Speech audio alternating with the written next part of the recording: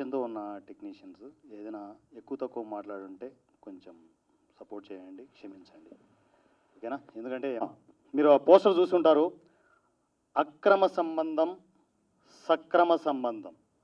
So ఇది మీరే చెప్పాలి, మీడియానే చెప్పాలి మీ థంబ్నెయిల్స్తో, అక్రమ సంబంధమా సక్రమ సంబంధమా ఆర్జీవీతో నాకు అనేది. సో ప్రస్తుతానికి నా పాయింట్ ఆఫ్ వ్యూలో నా మొగుడు ఆర్జీవి, నా పాయింట్ ఆఫ్ వ్యూలో నా మొగుడు ఆర్జీవి. సో నేనైతే ప్రస్తుతానికి ఆర్జీవీతో నాకు అక్రమ సంబంధం అని అనుకుంటున్నాను. సో ఏంటి ఆ అక్రమ సంబంధం ఏంటి? ఆర్జీవీకి నాకు రిలేషన్ ఏంటి అంటే, ఆయన ఒక 10 years బ్యాక్, నేను ఒక చిన్న పిట్ట కథలాగా చెప్పాలంటే, ఒక 10 years బ్యాక్ సో తను తెలిసి చేశాడా, లేకపోతే ఆర్టిస్టులు టెక్నీషియన్లు డెవలప్ అవుతాడని చేశాడా, లేకపోతే ఏదో ఒక ఐడియా వదిలేసి సంకనాగిపిద్దామని చెప్పేసి చేశాడా నాకు తెలియదు మరి. ఎందుకంటే తనకు ఎప్పుడు చెప్తుంటాడు, నాకు బాధ్యతలు లేవు, నా ఇష్టం వచ్చినట్టు నేను బతుకుతా అని చెప్పేసి. సో బతకమని చెప్పండి, నేను కాదని చెప్పట్లేదు, కానీ ఉన్నది మనము ఒక వ్యవస్థలో ఉన్నాం. తన ఇష్టం వచ్చినట్టు తను బతుకుతే, నాలాంటోడు ఒకటి తగిలాడు అనుకోండి, సో నా ఇష్టం వచ్చినట్టు నేను బతుకుతా, ఆయన ఇష్టం వచ్చినట్టు ఆయన లైఫ్ స్టైల్లో బతికితే, ఆర్జీవీని వాడుకుంటూ సినిమా ఇండస్ట్రీలో బతకబోతున్న వారణాసి సూర్య. సో ఆర్జీవీని డైరెక్ట్గా నేను వాడుకోబోతున్నాను. ఎవరికి నచ్చినా నచ్చకపోయినా ఆర్జీవీని నేను వాడుకోబోతున్నాను విచ్చలవిడిగా. ప్రతి ఇంటర్వ్యూలోనూ ప్రతి ప్రెస్ మీట్లోనూ ఆర్జీవే నా మొగుడు, నా శత్రువు, నా ఫ్రెండ్, నా ఫిలాసఫర్, ఎవ్రీథింగ్. ఎందుకంటే ఆర్జీవీ నుంచి వచ్చిన ఒక ఐడియానే వారణాసి సూర్య. ఆయన ఐడియా నుంచి నేను పుట్టుకొచ్చాను. లేకపోతే ఆయన నిజంగా ఆ టైంలో 10 years బ్యాక్ ఆ ఐడియా ఇవ్వకపోయి ఉంటే, జీరో బడ్జెట్ కాన్సెప్ట్, బడ్జెట్ లేకుండా సినిమా చేయొచ్చు అనే ఐడియా ఇవ్వకపోయి ఉంటే, నేను ఎక్కడో ఏ పల్లెటూరులోనో లుంగి కట్టుకొని ఒక కిరాణా కొట్టులో కూర్చునేవాడిని. బీ ఫ్రాంక్ చెప్తున్నాను. ఎందుకంటే సినిమా ఇండస్ట్రీలో చిన్న సినిమాలు చేయడం కష్టం. సింపుల్ లాజిక్, ఆయన ఆ వీడియో పెట్టి నన్ను దారుణంగా చెడదొబ్బాడు. ఆ చెడదొబ్బడం ఎంతవరకు వెళ్ళింది అంటే, ఈజీ సినిమా క్రియేట్ చేసే వరకు వచ్చింది. నేనే కాదు, నేను ఎన్నోసార్లు చెప్తున్నాను, నేను మీడియా పక్షపాతిని అని చెప్పేసి. విపరీతమైన దారుణమైన స్వార్థపరుని నేను బతకాలి, నా చుట్టూ ఉన్న నా ఫ్యామిలీ మెంబర్స్ అందరూ, నా ఇండస్ట్రీ అంతా బతకాలి అనుకునేవాడిని. సో ఆ పాయింట్ ఆఫ్ వ్యూలో ఈజీ సినిమా క్రియేట్ అయ్యింది. సో ఆ సంబంధంతో ఆయన ఇచ్చిన ఐడియా, నేను తన పర్సనల్గా ఏది కూడా అటాక్ చేయట్లేదు, ఓన్లీ సినిమా గురించే మాట్లాడుతున్నా. ఆయన ఇచ్చిన ఐడియా, సో ఆ పాయింట్ ఆఫ్ వ్యూలో నేను పుట్టుకొచ్చి ఇక్కడ ఏం చేస్తున్నానంటే, నేను ఒక పెళ్ళాంలాగా, ఆర్జీవీకి పెళ్ళాంలాగా, ఆయనకు బంధుత్వాలు ఉండవు, కానీ ఇప్పుడు నేను అక్రమ సంబంధం పెట్టుకుంటున్నాను, తప్పదు కదా, ఏం చేయాలి, పెట్టుకోవాల్సి వస్తుంది. సో ఒక పెళ్ళాంలాగా నేనేం చేశానంటే, గండ అనే బిడ్డను కన్నాను, గండ అనే మొదటి బిడ్డను కన్నాను నేను. ఇప్పుడు దానికి తండ్రి ఎవరు? నేను ఎన్నోసార్లు చెప్పాను, మై డియర్ డార్లింగ్, ఓ మొగుడా, నేను ఇలా గండ అనే ఒక సినిమా చేశాను, నువ్వు ఇచ్చిన ఐడియా వల్లే వచ్చి సావు, బయటకు వచ్చి ఏదైనా మాట్లాడని చెప్పేసి ఎన్నోసార్లు నేను మెసేజ్లు పెట్టాను. పర్సనల్గా ఒక్కసారి కాల్ లిఫ్ట్ చేశాడు. కాల్ లిఫ్ట్ చేసి, దానికి నేనేం చేయమంటావు, మెసేజ్లు పెట్టు అయితే అన్నాడు అనమాట. మెసేజ్లు పెట్టాను, వాయిస్ మెసేజ్లు పెట్టాను, ఎన్ని పెట్టినా. ఆ ఫోన్ ఇట్లా ఇవ్వండి, ఈ కుమార్ అని ఎక్కడ, ఆ ఫోన్ కాదు ఇంకో ఫోన్ ఉంటుంది. ఎన్నో మెసేజ్లు పెట్టాను, మీకు లైవ్ ప్రూఫ్ చూపిస్తాను. సో అవి మెసేజ్లు పెడుతున్నా కూడా ఎటువంటి రెస్పాన్స్ లేదు. మరి ఈ పుట్టిన బిడ్డకి తండ్రి ఎవడు? సో డైరెక్ట్గా నేను మీడియా నుంచి నేను చెప్పేది ఏంటంటే, ఆర్జీవీ నన్ను ఉంచుకో, ఆర్జీవీ డైరెక్ట్గా మీకే, నన్ను ఉంచుకో. బిజినెస్ మ్యాన్ సినిమా కనిపిస్తుందా నీకు? బిజినెస్ మ్యాన్ కూడా నువ్వే క్రియేట్ చేసిందే. ఉంచుకో, నువ్వు ఉంచుకున్నా ఉంచుకోకపోయినా నీకు అక్రమ సంబంధంగా నీ ఒక సపరేట్ ఒక పెళ్ళాం ఉంటుంది, గుర్తుపెట్టుకో. ఈ పెళ్ళాం అంత ఈజీగా మర్యాదగా ఉండదు. ఇది వారణాసి సూర్య అనే పెళ్ళాం మర్యాదగా ఉండదు. సో నేను గెలుపుతూనే ఉంటాను. మీడియాని గెలుపుతున్నావు కదా, ఇష్టం వచ్చినట్టు గెలికేసి ఫ్రీ పబ్లిసిటీ తీసుకుంటాను, మీడియా నేను రమ్మని చెప్పానా? నువ్వు మాట్లాడుతున్నావు కదా, నేను నిన్ను రమ్మని చెప్పట్లేదు. దయచేసి ఏంటంటే నేను నిన్ను కలవాలని అనుకోవడం లేదు, ఎప్పుడూ కలవాలనుకోవడం లేదు. కానీ నేను నిన్ను గెలుగుతూనే ఉంటాను.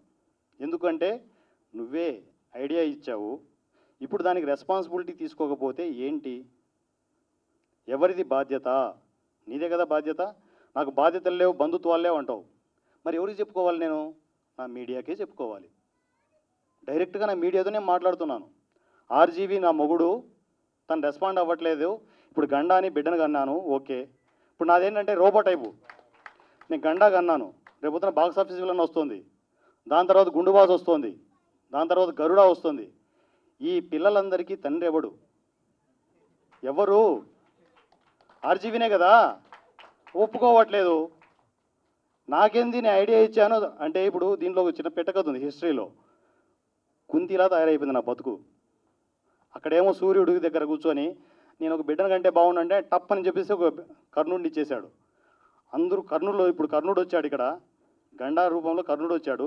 రేపొద్దున పాండవులు వస్తారు, కౌరవులు కూడా వస్తారు వారణాసూర్య నుంచి. వీళ్ళందరికీ తండ్రి ఎవరు? ఆర్జీవి, వింటున్నావా? ఎవరు తండ్రి? అందువల్లే నేను నీతో అక్రమ సంబంధం పెట్టుకుంటున్నా. ఈరోజు నుంచి నువ్వే నా మొగుడు, నిన్ను వదల. ఆర్జీవి, నిన్ను వదలా. Thank you so much. Prerelease ఈవెంట్లో జనరల్గా అందరూ ఆర్టిస్టులు, టెక్నీషియన్లు వచ్చి సో ఎమోషన్స్ మనం క్యారీ చేసుకుంటున్నాం, మేము ఇలా కష్టపడ్డాం, అలా కష్టపడ్డాం అందరూ చెప్తూ ఉంటారు. మొత్తం ఒక లైన్గా నిలబడిపోయి, జనరల్గా మా ప్రెస్ వాళ్ళందరూ చూసేది అదే, లైన్గా నిలబడిపోయి మొత్తం అందరూ వాళ్ళ ఎమోషన్స్ అన్ని చెప్తూ ఉంటారు. చాలా కష్టపడ్డాం సార్, ఎమోషన్స్ అయిపోతూ ఉంటారు. ఇక్కడ ఏ ఎమోషన్ లేదు, ఏ తొక్క లేదు. నేను 7 పాయింట్లు చాలా కీలకంగా మాట్లాడబోతున్నాను సినిమా ఇండస్ట్రీ గురించి. ఆ 7 పాయింట్లు వీలైనంత ఫాస్ట్గా కంప్లీట్ చేస్తాను. సో అన్నీ బుల్లెట్స్ లాగా ఉంటాయి. 7 పాయింట్లు బుల్లెట్స్ లాగా ఉంటాయి. ప్రతి బుల్లెట్ మధ్యలో ఒక టెక్నీషియన్ నేను పరిచయం చేస్తూ ఉంటాను. సినిమా ఇండస్ట్రీ సంబంధించి, గండా ప్రాజెక్ట్ సంబంధించి పిల్లర్స్ వాళ్ళు. సో వాళ్ళ గురించి నేను వాళ్ళే డైరెక్ట్గా వేదిక మీదకి వచ్చి మధ్యలో మాట్లాడుతూ ఉంటారు. 7 పాయింట్లు కంప్లీట్ అయిపోయే లోపల ఆ టెక్నీషియన్లు కూడా కంప్లీట్గా మాట్లాడతారు. ఓకేనా? ఫస్ట్ మొట్టమొదటి స్టెప్ వచ్చేసి సినిమా ఇండస్ట్రీలో ఈ నా మొదటి జర్నీ. ఇక్కడి నుంచి నేను కేర్ తీసుకునే ఒక నా పర్సనల్ కేర్ ఏంటి అంటే నా మీడియా. నేను ఎంత పెద్ద స్వార్థపరుణ్ణి అంటే సగర్వంగా చెప్పగలను, మీడియా పక్షపాతిని. ఎంత దారుణంగా అంటే నా మీడియా తర్వాతే ఏదైనా కూడా. వాళ్ళ కోసం నేను స్టెప్ బై స్టెప్ ఏం చేయబోతున్నాను ఏంటనేది ఇప్పటికీ నేను కొన్ని అనౌన్స్మెంట్లు ఇచ్చున్నాను. సో అగైన్ మరలా చెబుతున్నాను, నా సినిమాలు కోర్స్ ఇప్పుడు చిన్న సినిమా కావచ్చు, గండా అనేది చిన్న సినిమా కావచ్చు, దాని తర్వాత అలా అలా స్టెప్ బై స్టెప్ నేను ఎదుగుతాను. ఎదగచ్చేమో, సో ఎదగాలనుకుంటున్నాను ఈ కాదు, ఎదుగుతాను, ఫిక్స్ అవ్వండి. సో స్టెప్ బై స్టెప్ ఎదిగే ప్రాసెస్లో నా సినిమా మీద వచ్చే లాభాల్లో 10% నా మీడియా ప్రాబ్లమ్స్ కోసం నేను స్పెండ్ చేయబోతున్నాను. 10%. సో ఇది చెయ్యని రోజు నా మీడియాలోని మనుషులే వచ్చేసి డైరెక్ట్గా లైవ్లో నన్ను కాలర్ పట్టుకోవచ్చు. ఈ ఫ్రీడమ్ కూడా వాళ్ళకి ఇస్తున్నాను. ఎందుకంటే నేను చేయబోతున్నాను, అది చాలా క్లియర్గా చేయబోతున్నాను. సో నా మీడియాకు చేసిన తరువాతే, సో బిర్యానీ ప్యాకెట్ తెస్తాం, ముందు మీడియాకి పెట్టిన తర్వాతే మిగిలింది మిగతా వాళ్ళకి.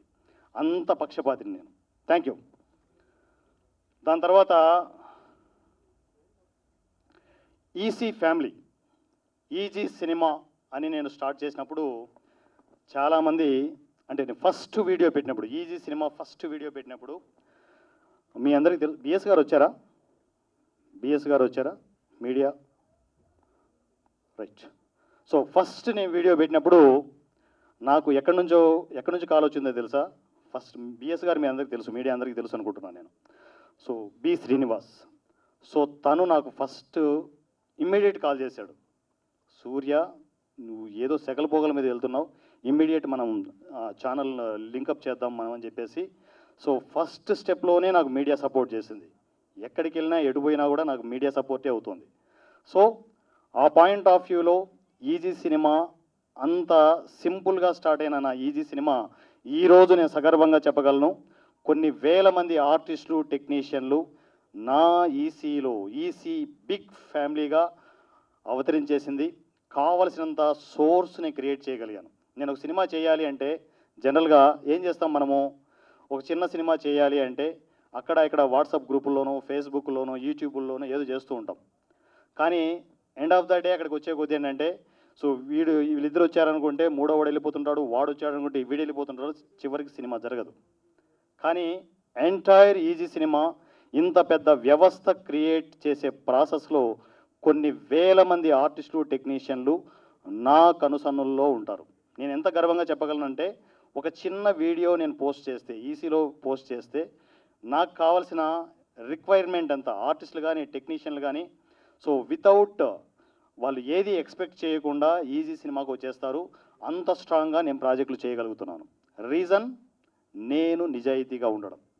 సో ఇంత పెద్ద వ్యవస్థ క్రియేట్ అయిందంటే నా క్రెడిట్ ఎప్పుడూ కాదు, నా ఈజీ సినిమా ఫ్యామిలీ నా మీద ఉంచుకున్న నమ్మకానికి నేను శిరస్సు వంచి తల వంచుతున్నాను, శిరస్సు వంచి నమస్కరిస్తున్నాను.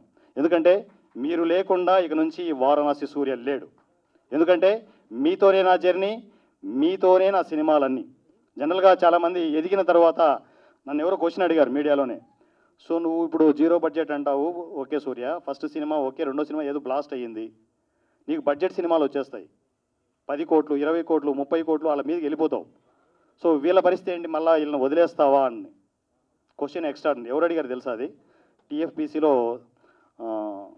కౌన్సిల్లో ప్రసన్న గారు, సెక్రటరీ ప్రసన్న గారు అడిగారు, ఇంటర్వ్యూలో అడిగారు ఇది. సో నేను అక్కడ క్లారిటీగానే సమాధానం ఇచ్చాను. నేను కోర్స్ బడ్జెట్ సినిమాలు రావచ్చు, పెద్ద హీరోలతో చేయొచ్చు, ఇంకా ఇంకా మనం పైకి ఎదగచ్చు, కానీ జీరో బడ్జెట్ కాన్సెప్ట్ను మాత్రం ఎప్పుడు పక్కన పెట్టను, గుర్తుపెట్టుకోండి.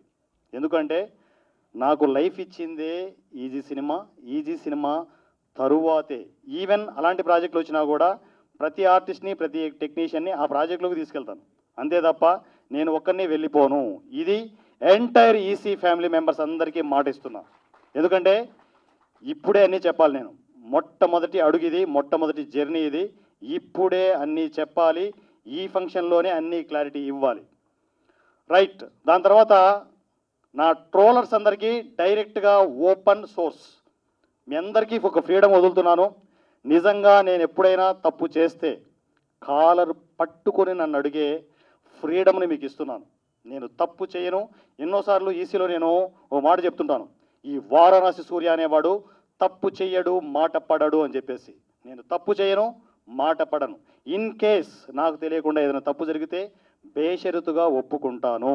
నా ట్రోలర్స్ అందరికీ మీకు ఓపెన్ సోర్స్ డైరెక్ట్గా ఇచ్చేదంటే, మీరు ఎంతైనా నన్ను ట్రోల్ చేయొచ్చు. ఎందుకంటే మీరు ట్రోల్ చేస్తే, నాకు తెలియకుండా నేను ఏదైనా తప్పు చేస్తే ఆ తప్పును సరిదిద్దుకోవడానికి మీ నుంచే నాకు సోర్స్ ఉంటుంది.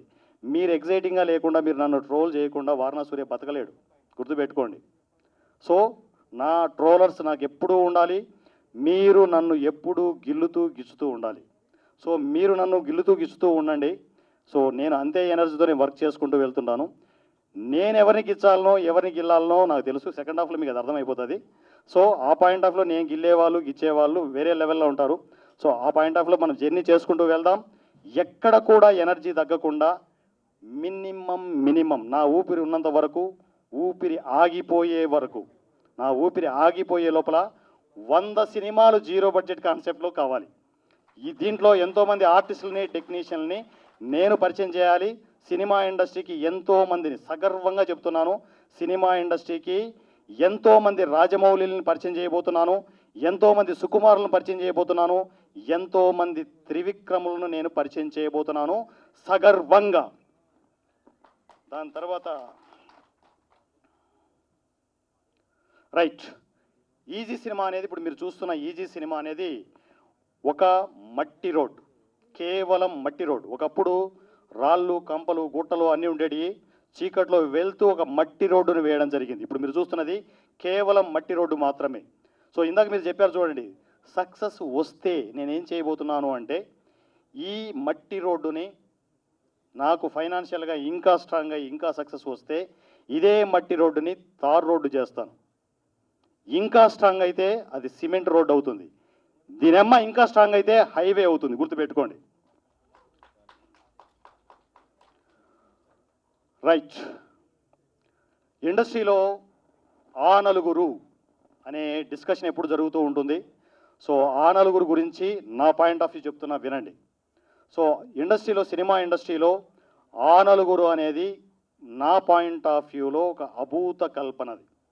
ఊరక మనం పెద్దోళ్ళ మీద పడి ఏడుస్తున్నాం తప్ప, of course me point of వ్యూలో అయినా ప్రాబ్లమ్స్ ఉండొచ్చేమో, కానీ డైరెక్ట్గా లైవ్ ఎగ్జాంపుల్ నేనే. నాకు ఎటువంటి పెద్దవాళ్ళు తెలియదు, ఎటువంటి సపోర్ట్ లేదు, నా మీడియా సపోర్ట్ తప్ప. మరి నాకే ఇన్ని థియేటర్లు దొరుకుతున్నాయి. 22 థియేటర్లో గండ జూన్ 30న రిలీజ్ అవ్వబోతోంది. ఇంకా ఏంటి ఇంతకంటే ఎగ్జాంపుల్ ఏంటి ఇంకా? సో దయచేసి ఏంటంటే ఆ అపోహలో ఉండద్దు. సినిమా ఇండస్ట్రీలో చాలామంది టెక్నీషియన్స్, చాలామంది ఫిల్మ్ మేకర్స్ ఆ అపోహలో ఉన్నారు, ఆ నలుగురు అనే అపోహలో ఉన్నారు. ఎవడి బిజినెస్ వాళ్ళు చేసుకుంటారు, నేను దాన్ని కాదన్ను. కానీ ఎవరు చిన్న సినిమాలని డ్యామేజ్ చేయట్లేదు, గుర్తుపెట్టుకోండి. ఎక్కడికక్కడ నీట్గా పారదర్శకంగా జరుగుతోంది. సో ఇంత ఫాస్ట్గా మనం రిలీజ్ అవుతున్నప్పుడు వితిన్ 1 మంత్లో నేను పబ్లిసిటీ చేసుకున్నాను, రిలీజ్ కూడా వెళ్ళబోతున్నాను. ఇంత ఫాస్ట్గా నాకు తెలిసి గండా సినిమా వస్తుందని మీలో ఉన్న ఎవ్వరు కూడా ఎక్స్పెక్ట్ చేసి ఉండరు. సో సినిమా ఇండస్ట్రీలో ఆ నలుగురు అనేది పక్కకు పెట్టేయండి. నిజంగా మీకు ప్యాషన్ ఉంటే, ఇందాక దిల్ రాజు గారు ఒక టీజర్లో ఉన్నారు, నిజంగా మీ దగ్గర దమ్ము ఉంటే తొక్కేస్తున్నారు, లాగేస్తున్నారు, ఉత్తమాటలు అవి. సినిమా ఇండస్ట్రీలో మనం ఎన్నైనా చేయొచ్చు, మన దగ్గర మంచి కంటెంట్ ఉంటే, స్ట్రాంగ్ కంటెంట్ ఉంటే, మీ దగ్గర ప్లానింగ్ ఉంటే. నేను గండా ప్రాజెక్ట్ని ఇంతగా పబ్లిసిటీ చేస్తున్నాను, వీళ్ళు వచ్చి నాకు వేల చెక్కులు తీసుకెళ్తున్నారా? లేదు కదా. ఎవరికైనా మీడియా ఒకటే రూల్ ఉంటుంది, మంచి కంటెంట్ ఇవ్వండి. ఎందుకు మీడియా సపోర్ట్ చేయదు? ఎందుకు పెద్దవాళ్ళు సపోర్ట్ చేయరు? సో సినిమా ఇండస్ట్రీలో ఆ నలుగురు అనేది నా దృష్టిలో ఒక అభూత కల్పన. అవన్నీ పక్కకు పెట్టేసి ముందు మంచి కథలు తీసుకోండి, మంచి ప్రాజెక్టులు చేయండి. సో ఫస్ట్ కాపీ కంప్లీట్ అయిన తర్వాత మీకు అక్కడి నుంచి జర్నీ తెలియకపోతే ఈసీ టర్మ్స్ అండ్ కండిషన్స్లో ఈసీకి ఎంటర్ అయిపోండి. ప్రతి సమస్య ముందు, సమస్యలు వస్తే, ఇక్కడ నాకు తెలిసి సమస్యలు లేవు, సమస్య వస్తే వారణాసి సూర్య ఆ సమస్య ముందు ఉంటాడు, గుర్తుపెట్టుకోండి. దాని తర్వాత పోను మనము ప్రాజెక్టులు కంటిన్యూగా చేసుకునే ప్రాసెస్లో నేను పెద్దవాళ్లతో టైఅప్ కాబోతున్నాను. ఇది నేను అఫిషియల్గా అనౌన్స్మెంట్ చేస్తున్నాను. సో ఇంతవరకు నా మీడియా ఇచ్చిన పబ్లిసిటీ, సో ఇంతవరకు ఈ వారణాసి సూర్యాన్ని తీసుకెళ్ళిన ఈ పబ్లిసిటీ నాకు ఎంత స్ట్రాంగ్ అయ్యిందంటే, కమింగ్ ప్రాజెక్టులు మీరు ఎక్స్పెక్ట్ చేయని బ్యానర్స్ టైఅప్తో ఈజీ సినిమా ప్రాజెక్టులు ఉండబోతున్నాయి.